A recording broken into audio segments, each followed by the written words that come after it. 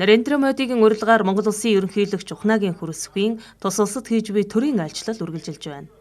Харилцаа хамтын ажиллагааг өргөжүүлэн хөгжүүлэхтэй холбоотой баримт бичгүүдэд гарын үсэг зурах ёслолд Монгол Улсын ерөнхийлөгч хүрэлцэх бүгд найрамдах энтэг улсын ерөнхий сайд Моди нар оролцлоо.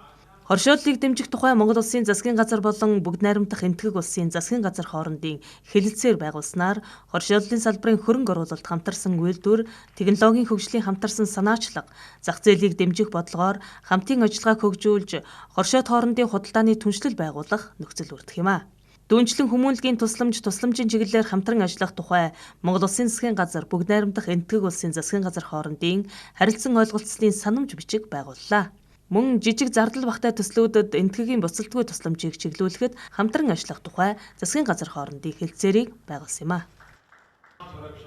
Энтгэг Монгол хоёр улсын зөвхөн дипломат харилцаатай төдийгүй оюун санааны хувьд маш ойр дотн төхөд юм а. Буддын шашин болон манай хоёр улсын нийтлэг хэлхээ бөгөөд энэ нь ард түмний нөхөрлөлийн бат бэх гурвалж ирсэн. Бид өнөөдөр уламжлалт харилцаагаа өргөжүүлж түүхийн шинэ хуудсыг нээлээ. Энтгэг улс Монголын ард түмний хөгжил дэвшлийг тууштай дэмжсээр байх болно. 1.7 тэрбум ам.долларын санхүүжилтээр хэрэгжиж байгаа газрын тос боловсруулах үйлдвэрийн төсөл Монгол улсын эрчим хүчний аюулгүй байдлыг баттгахад шинэ эрч хүч өгнө гэдэгт итгэлтэй байна. Бидний хамтын ажиллагаа харилцан итгэлцэл нөхөрлөлийн гүн үндэстэй бөгөөд цаашид ардчлалын үнэт зүйлс хөгжлийн төлөө хамтран ажиллах болно. Одоогоос 10 жилийн өмнө Монгол энтхийн харилцаа хамтын ажиллагааны түүхт 60 жилийн ойгоор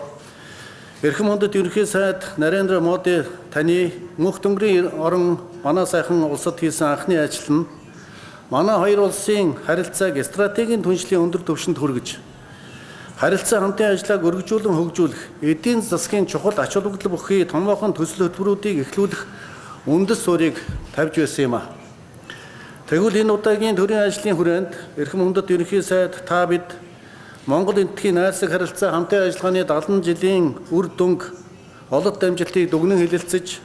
цаашдын харилцаа хамтын ажиллагааны хэдийн төлөв тэргүүлэх чиглэлүүдэд хамтран тодорхойлж газрын зураг зурж Монгол энтхийн харилцааны түүхийн нэгэн шинэ хуудсыг хамтдаа эхлүүлж байгаадаа миний бие баяртай байна. Хоёр улсын худалдаа эдийн засгийн хамтын ажиллагааг өргөжүүлэхэд тээвэр логистикийн шинэ холбоот гарцуудыг илэрхийлэх явдал чухал бөгөөд 3 дахь улсын боомт тээврийн коридоруудын боломжийг хамтдаа ашиглах, цаашлаад хоёр орны хооронд тогтмол нислэг, шууд нислэг бий болгох, транзит нислэгийг нэмэгдүүлэх боломжийг хамтран судлахаар санал нэгдсэнийг энд тэмдэглэн хэлэхэд таатай байна. Богдгааны өвлийн ордныг хамгаалах, сэргээн засварлах тухай Монгол Улсын засгийн газар болон бүгд найрамдах энтэг улсын засгийн газар хоорондын харилцан ойлголцлын санамж бичиг, геолог ашигт малтмалын салбарт хамтран ажиллах тухай Монгол Улсын аж үйлдвэр, эрдэс баялагын яам, бүгд найрамдах энтэг улсын уул уурхай яам хоорондын санамж бичиг, соёлын солилцооны тухай Монгол Улсын соёл спорт аялал жуулчлал залуучуудын яам болон бүгд найрамдах энтэг улсын соёлын яам хоорондын 2025-аас 2029 оны хөтөлбөр,